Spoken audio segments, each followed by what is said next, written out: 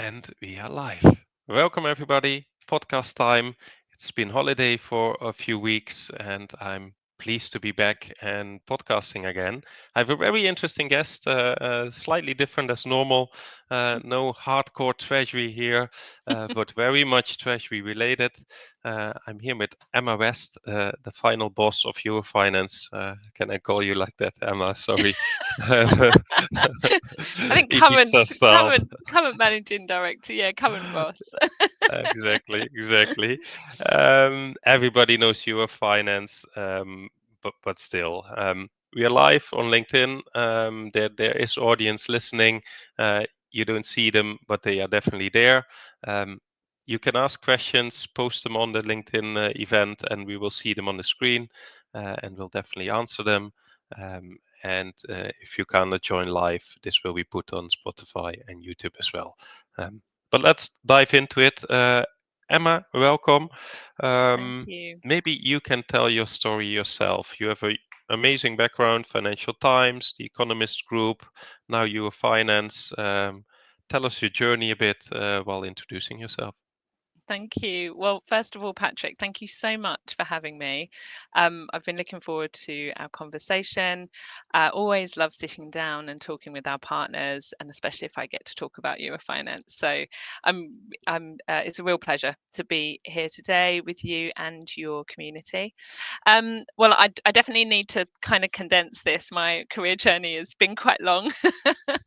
It's been, I don't want to say how many years, but yeah, I mean, I have had a fascinating, continue to have a fascinating and fantastic career, largely in this B2B event space. So I think we were discussing my journey, and I thought I'd start with the kind of motivation around that, around say B2B events, because some people always ask, well, how did you get into this space, and how has it brought you here to Eurofinance? And there's a journey there. So I was motivated really to work within B2B events because they have the convening power with a professional purpose.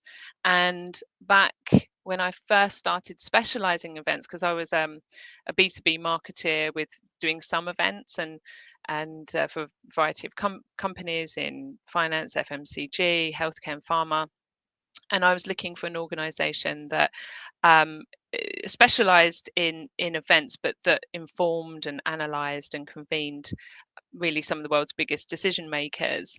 So they were a brand within a brand, and of course identified the Economist Group, and the FT, and a couple of others, uh, as those. And at the Economist Group, and of course within Eurofinance, I have this wonderful opportunity to be part of a heritage brand with a mission and unwavering integrity. And so that's always kind of been a bit of a North Star, really.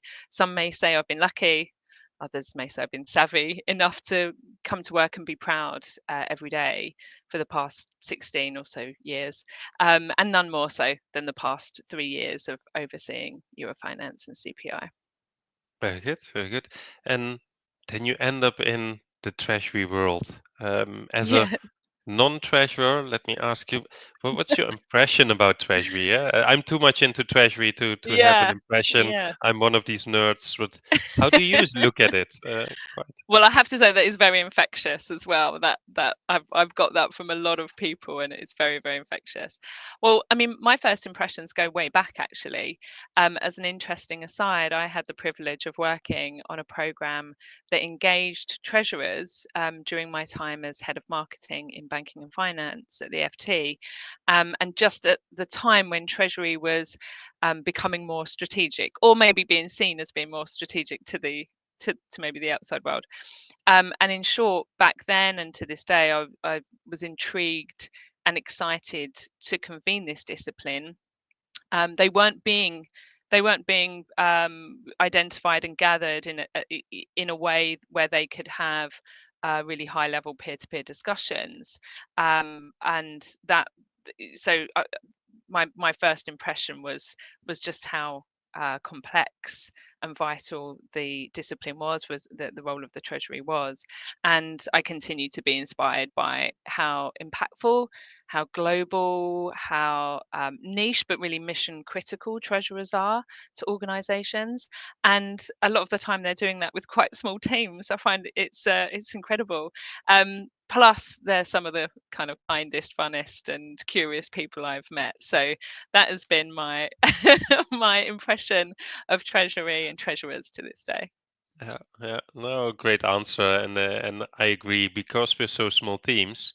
Um, we can work together globally, and we meet and we know each other, and we really help each other out. Mm, And we somehow love what we do, and we fall in love with it, and we don't leave Treasury.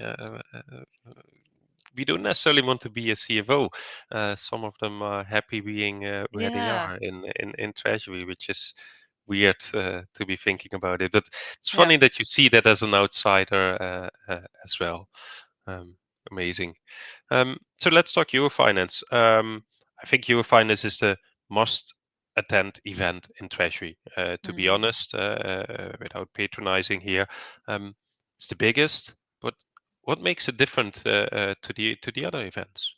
I love that question, Patrick. Really, yeah, really great question. I've thought about this response a lot. I take our role in that seriously. We all do. I can turn to testimonials to help answer that in the first instance. So, one treasurer said that it is the best event for networking with peers, meeting all the partners in one place, and sharing innovative ideas with passion.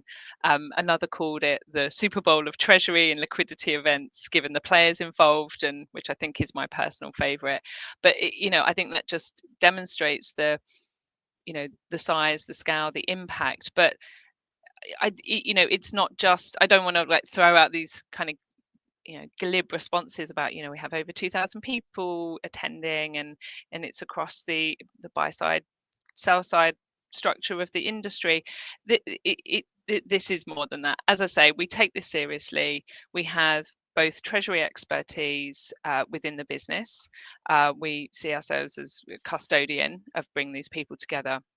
We also have large scale event expertise, not to mention in editorial um, kind of guidance and support from the Economist group as well.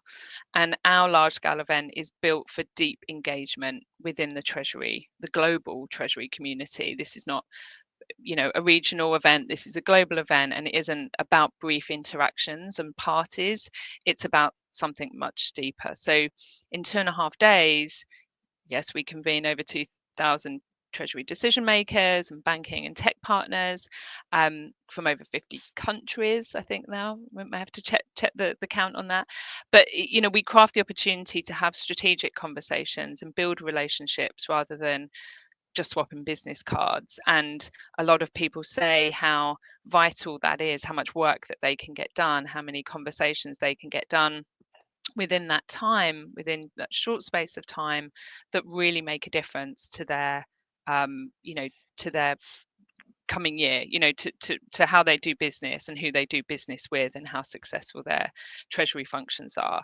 We put top treasury minds on stage. We're continuing to try and really deepen that in terms of our developments of treasury that we're sharing, tips and real world examples.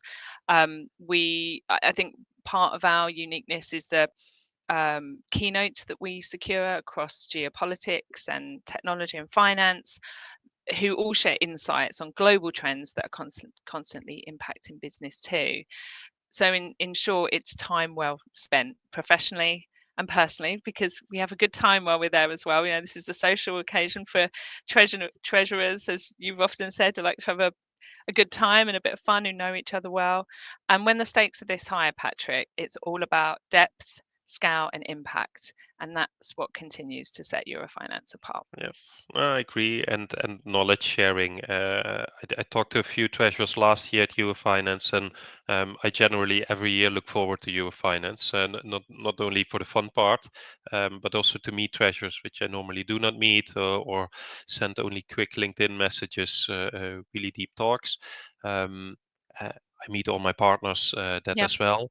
Mm. But I had a discussion with a more junior treasurer, and he had a very different experience than I had, because Mm. he did a lot of panels, panel discussions, visited all the stages, and he even made summaries of the talks, which he could go back and Yeah. present to his boss. And I was like, oh, impressive! He's really there for the learning experience. Well, Yes. Yeah. I usually go for the networking. My learning curve is a bit less there. So Mm. the experience is different if you're senior or junior, or first timer, or the 20 timer Yeah. going there. Yeah. I'm Absolutely. I'm mentoring one treasurer, very junior, 2-3 years. She's going for the Mm. first time now. Really curious to hear her experience as a Wow. first timer. Maybe you should do a follow up I after would your love finance to. with Yeah. her, and see how that goes.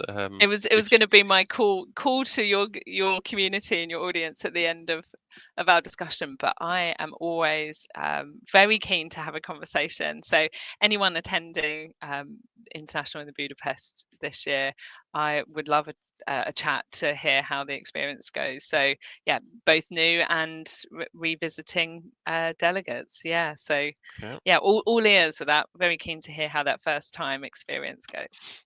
Me too. I'll follow up on that one definitely. So this year's team, Mhm. I know what it is, but you try to reflect the team to the most actual times, what's happening. Um, Mm.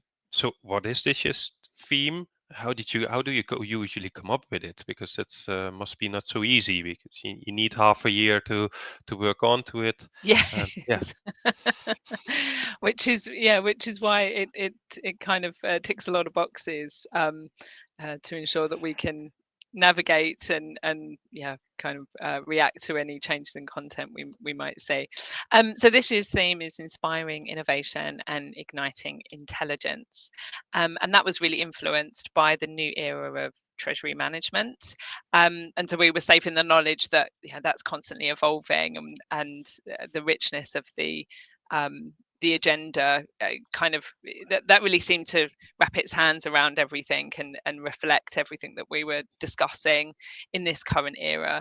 We really wanted to reflect how transformative treasurers want and need to be, not just in the adoption of cutting edge technologies, sorry, and how to navigate around that, but also how agile they need to be in response to trade tensions, to economic volatility, and also we don't just want to put a theme out there and not kind of see it reflected.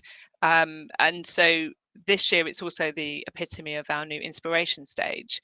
So that stage that will sit on the main exhibition floor is shaped by audience feedback and features only case studies that have delivered real world measurable impact. So those attendees, our delegates, can really take that inspiring innovation, take that intel, and take it back to their teams and their organizations. So we feel like it's done a good job of, as I say, wrapping its arms around everything going on within Treasury at the moment. Yeah. So, what are the biggest challenges you hear from treasurers? Is it really this economic tariffs, the volatility in the world, Yeah, or is it more specific? it there's both actually. There's the conversation around trade and tariffs has continued abound, and for some time we all knew it was coming. It was more impactful than we realised. That and kind of geopolitical impacts with wars, etc., has been has that continues to be top of mind, and we address that across all of our agendas, both in our large scale events and our smaller niche products. So I would say that still remains a challenge, but there's a number of challenges. We still hear a lot about working capital forecasting, risk hedging, FX, and and I think we might see a little bit more emphasis on cybersecurity challenges and the preparedness for that as well. But I guess a standout does continue to be around automation and the kind of need, desire to improve reporting accuracy.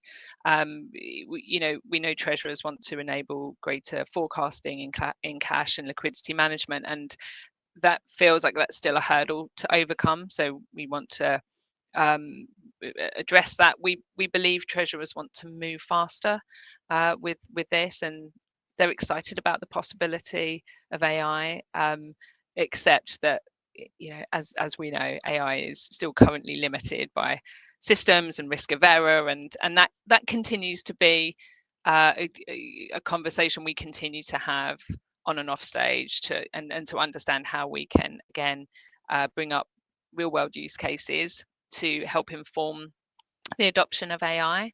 And again, we'll see a lot of that on the inspiration stage this year in Budapest as well. But and that's in direct response to, again, probably one of the biggest challenges and opportunities that treasurers are facing. Yeah, no, it's really looking for or forward-looking aspect. Treasurers are Yeah. forward-looking. We try to predict the future. It's quite funny. A couple of months ago, I think one of your team members shared the agenda of EuroFinance 15 years ago or even 20 years ago, and there was one bullet point: cash flow forecasting. It was on the agenda at EuroFinance 19 something or 2000 Yes, something, and it's still on the agenda still on the because. agenda. Of course, it changed the forecasting accuracy, the speed of information, and the tools we have. But we're still trying to predict the future, which is hard because doing a prediction now, in 1 hour, the world can change. Trump can do a tweet, and the world can change, and we have to change our forecast. So tools can definitely help, but they're still an enabler, in my opinion. Now I'm starting to preach because sometimes my clients ask me, Patrick, which tools do I need to buy? That's the wrong question to ask. They need to ask what problems are going to And be solved by these yes, tools, and exactly. can Yeah. can they be solved? Because treasury is this small bubble which can never exist on its own. We Yeah. need AP, we need procurement, we need corporate finance, we need even some accounting information. So with the small team we have, we can't do it on our own. So it's really all about collaboration, in my opinion. So Yeah. I'm happy to hear that you share this. Um, Yeah. Well, the Treasury AI is impacting everyone in business in a similar way. You may have a company that remains overly wary and hesitant to adopt it or to invest in it, and yet it can provide efficiencies, and that research is vital. Or you may have an organization that sees the word efficiency and sees the word innovative and just goes at it full steam ahead without thinking really about the genuine application and benefits of it. So I think we're at a really interesting stage with it. Both bring about challenges, and all parts of the business, and including treasury, no doubt okay. affected. So it's a really interesting point in that kind of curve of adoption that we have with AI across the board. No, exactly, and there's of course hype involved, and my next question is about that. Might be a difficult one for you to answer, but um, which trend would be overhyped, and which one is underestimated? Hmm. Because maybe AI is a bit too much Yeah. overhyped. I don't know. I'm just throwing a It curveball. feels like an easy way out to go back to AI to answer that question, but because at the moment it's still in really in many cases it's still a promise rather than a reality. So I think in that sense it is, for all the reasons we've just discussed, it is currently overhyped, but that's not to say that that wouldn't shift quite quickly. We are at an inflection point. I think if you look at broader finance functions, the adoption rate even in the past 6 months has jumped about 20%. And I think it's tipped over into 50-60% of finance functions are now adopting adopting AI into their practices. So we could be looking at that adoption growing exponentially in the next 6 to 12 months. So yeah, we're really interested. We're gonna, we want to stay at the forefront of that to report and to help inform those decisions with who we bring on stage and the conversations you can have at our events. So yeah, it's an interesting one, but let's put that in the overhype category just still for now. No, but I don't want to put labels. Just want No, to that's trigger true. you a bit on the questions Yeah. and the underestimated. Is it ESG? Any thoughts? Yes. So we had a quick chat about ESG, didn't we? And Mm-hmm. trying to kind of understand the amount of traction there. We started that conversation some years ago, and it wasn't the right time. I think that was probably maybe overhyped and certainly not a time to dig into that topic. I think now we're maybe seeing a difference in that. So one way we measure that is when we have our roundtable discussions, both in our closed door global treasury leaders summits and at our more open but intimate roundtables at our large scale events. We tend to kind of judge how the priority of these things and how many people can and want to talk about them by how popular those roundtables are, and we're seeing a growing interest in ESG, but so starting to ramp up.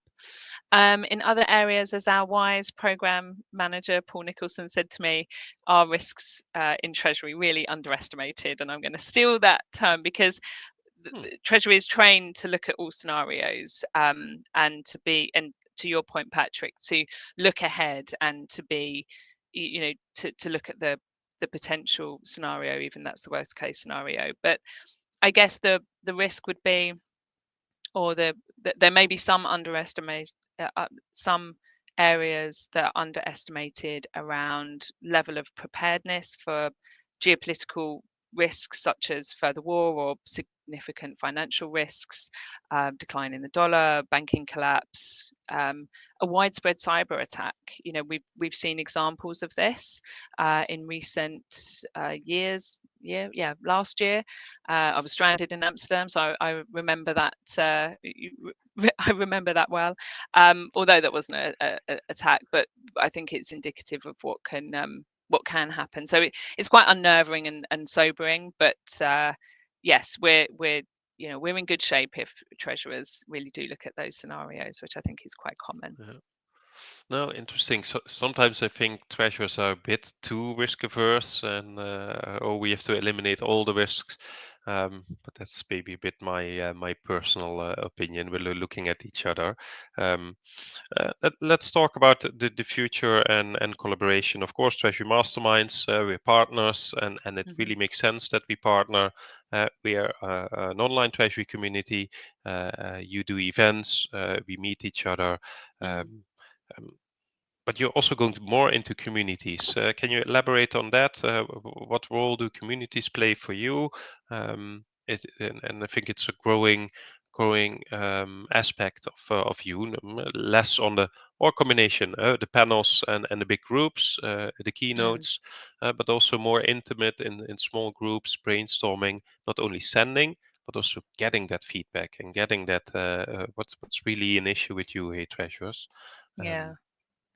Yeah. This is this is a really this is a great question, Patrick. We really highly value the relationship with Treasury Masterminds and our partners, all of our partners, and the role that they play alongside us in terms of community. And the key word here with that relationship is reach. When we really respect the year-round engagement and dialogue with treasurers that you cultivate, and both of us have a convening power to ensure that we are engaging that community year round. That's very, very important to us. So we're looking at ways to engage the community in a curated way, really help them to really kind of match peer to peer, and also kind of peer to partner at the events. We're also ensuring that we have a regular drumbeat of insight and communication through the year to again strengthen that community. We're thinking about ways of how we can better do that online, facilitate conversation and networking and what have you, kind of online outside of the events. That's something that we are kind of looking at in a bit more detail for the future. But yeah, it's the relationship, the partnership that we have with Treasury Masterminds, to your initial point, is about, we're coming at this in different ways, but with a very similar structure. Convening the community, and those two things support. Exactly. And it's important. And again, we want to make those 3 days at the International, or attendance at one of our other events, or inclusion in the webinar, useful. Those 3 days, we want them to make them useful for the year, but you still want to be able to connect with someone that, I remember such and such saying that, talking to me about their AI adoption, I'd love to know more. Or I've heard that this individual is doing some training with EuroFinance and is looking for an opportunity at a more senior level, and I'd love to make a connection there. We've got some great kind of networking groups that we're also looking to help host at our events. We've got a coffee morning for local Hungarian treasurers in Budapest. We want to do more of that. So Okay. really just helping that community to come together and find each other. Yeah. And you Yeah. guys are a big part of that. Yeah. That's nice. I didn't even know you had that. And let me tell a small story. And I think you hit a key spot there. Just reach out to each other. Your Yes. community, just talk to each other. And I'm very active on LinkedIn, and I'm very easy Yes, to you hit are. that connect button with people. So I'm connected to a lot of treasurers, and I never met them, some of them in real life.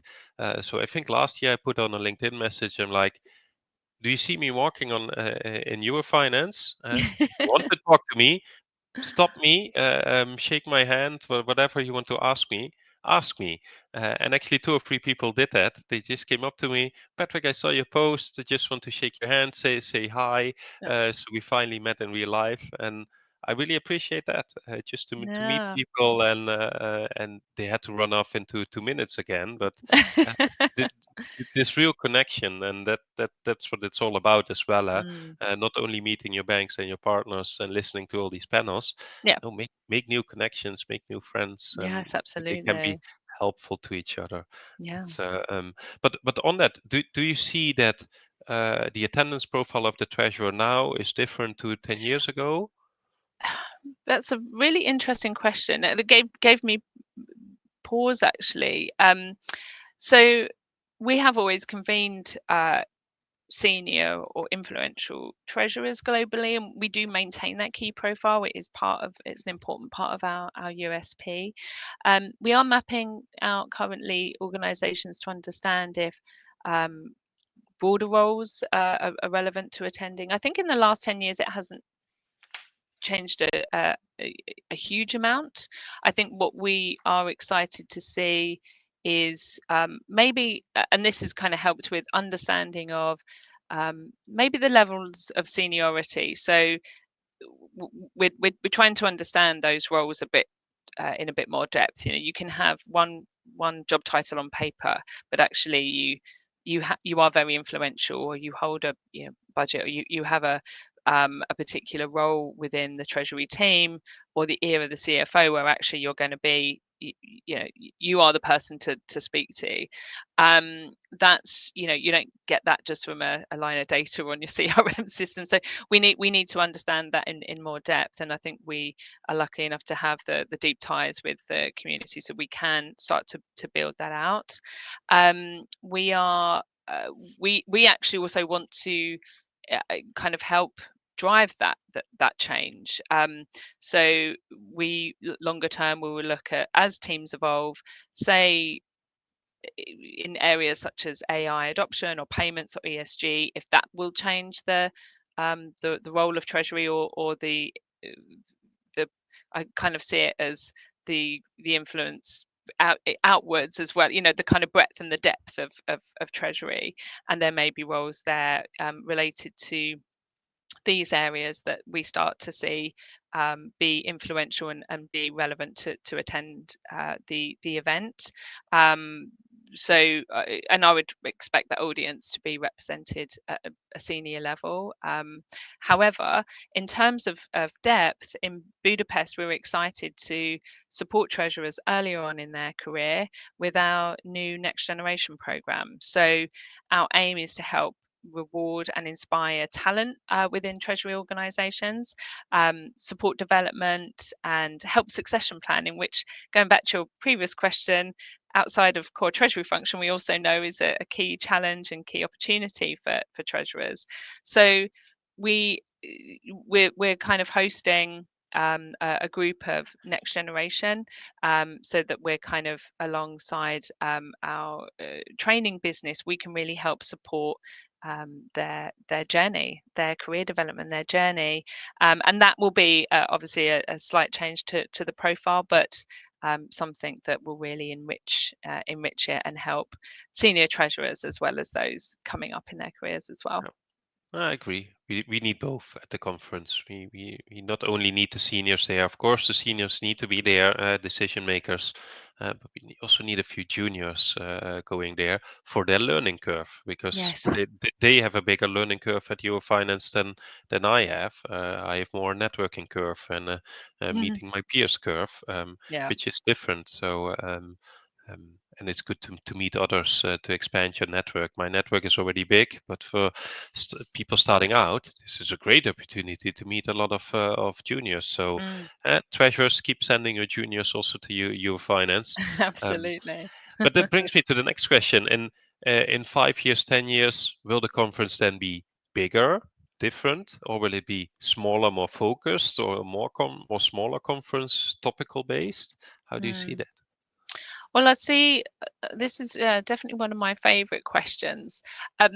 Sometimes when I'll be candid, sometimes when I speak to people in the industry, scale can sometimes be a scary thing. And I don't want to grow this conference, the large scale event, the business for the sake of it. It has to remain a key place where you can get business done, and you can, to your point, depending on your position, your profile, you can learn, you can connect, you can do business, you can have fun, and so that needs to be curated in a way so that the event works for our core audience.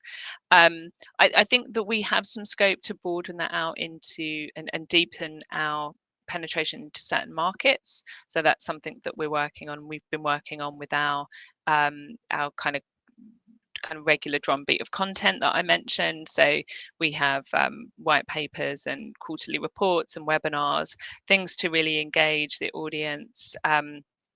And help inform people, give a teaser of support and information, and across all markets globally, and potentially bring them to attend the international.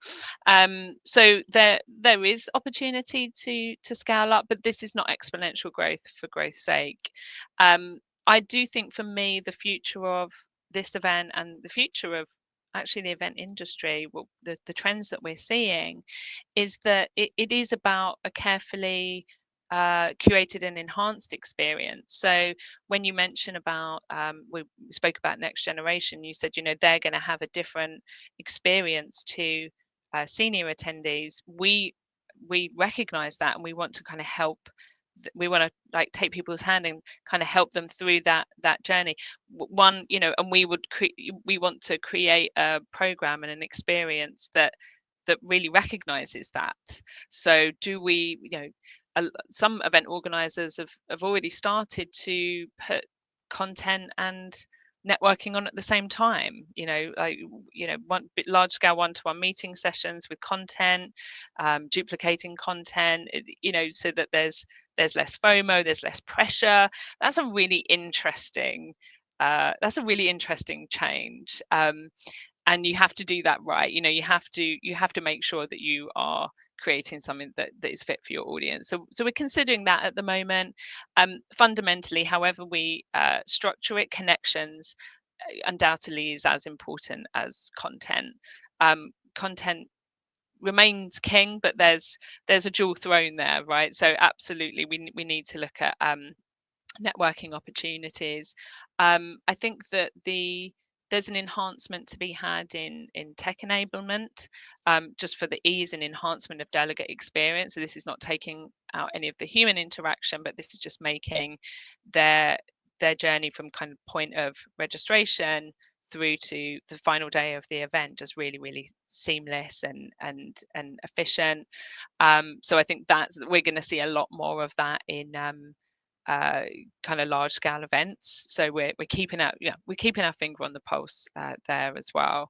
And overall, in-person events, as we've seen post pandemic, they remain incredibly vital, but attendees will be more discerning. Budgets are a challenged. Time is precious, so they will be more discerning. So we will continue to ensure that the day spent with us is very much time well spent, and audience feedback is a big part of that, not just industry trends. So we want to gather as much feedback as possible and how people have experienced Budapest and what we can do going forward. But maybe bigger, but always better. Good. that's Great answer. that's my plan. Great answer. Yeah, those 3 days Eurofinance, they are over before you know it. Yeah, I I sometimes say know. three days are too short.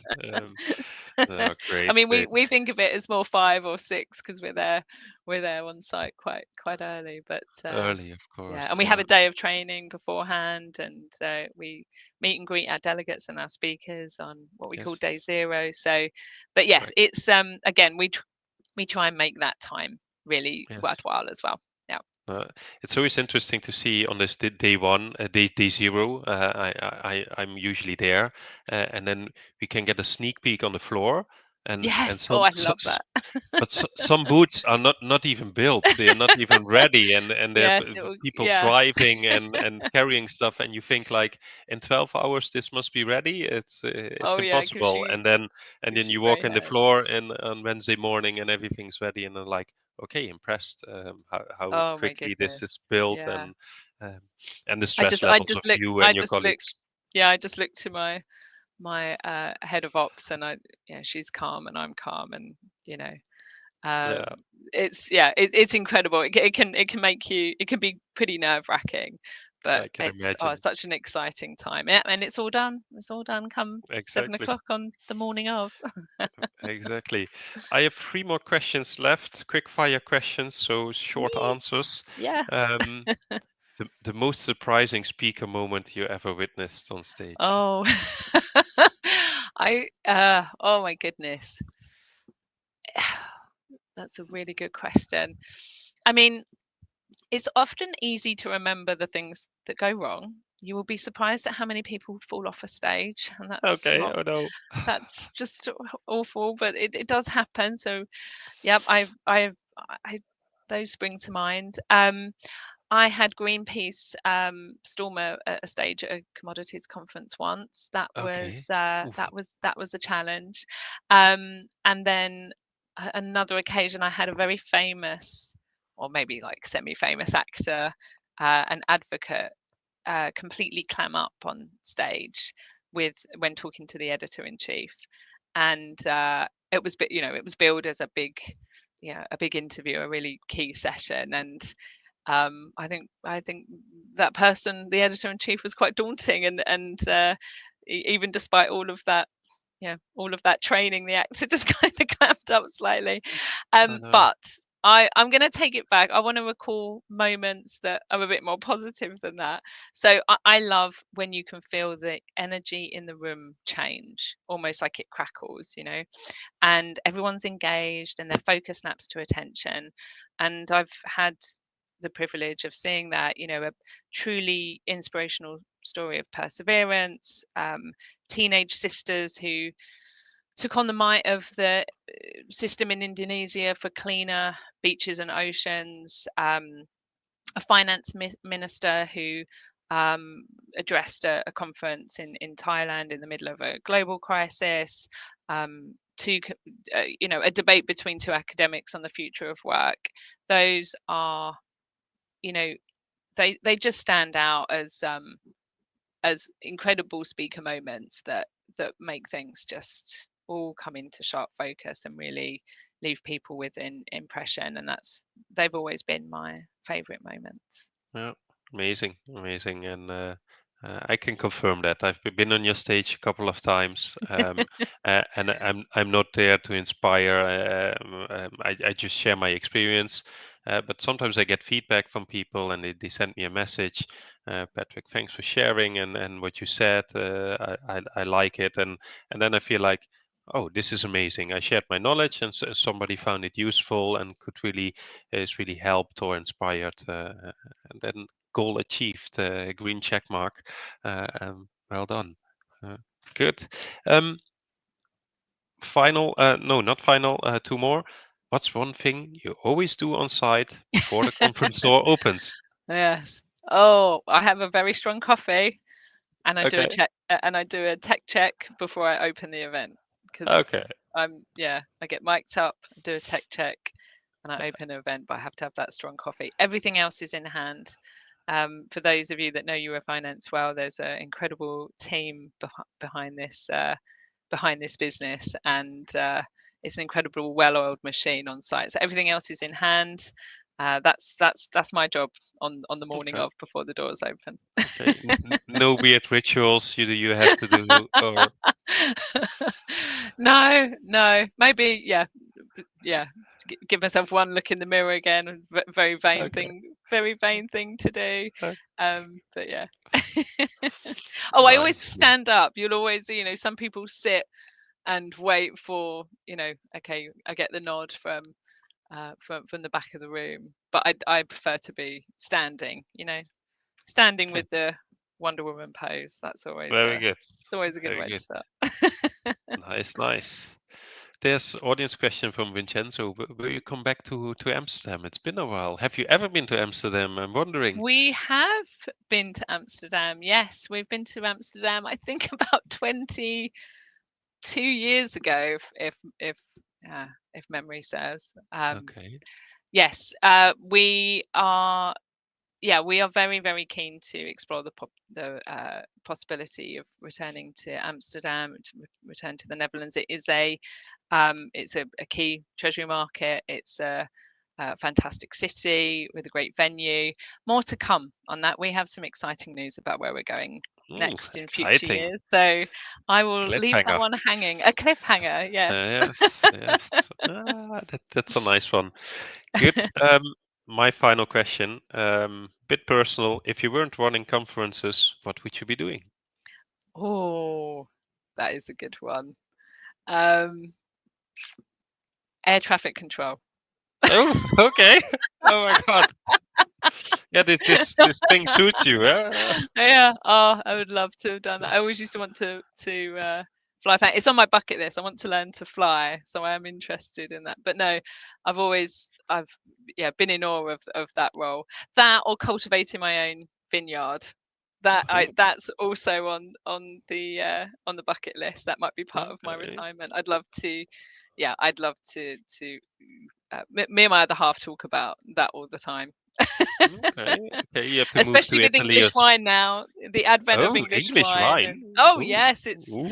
oh Ooh. yeah, the English wine industry, it's growing exponentially with some really good opportunity in the future. So yeah, so one of those two things, but Okay. I'm not going anywhere yet. I love Nah. love what I do. Yeah. Very good, very good, very good. Emma, this was amazing. We ran way over. We planned for 30 minutes, but who cares? We can talk Yeah, 45 thank minutes. you. We can talk for hours more, but let's leave it at this. There are no more audience questions.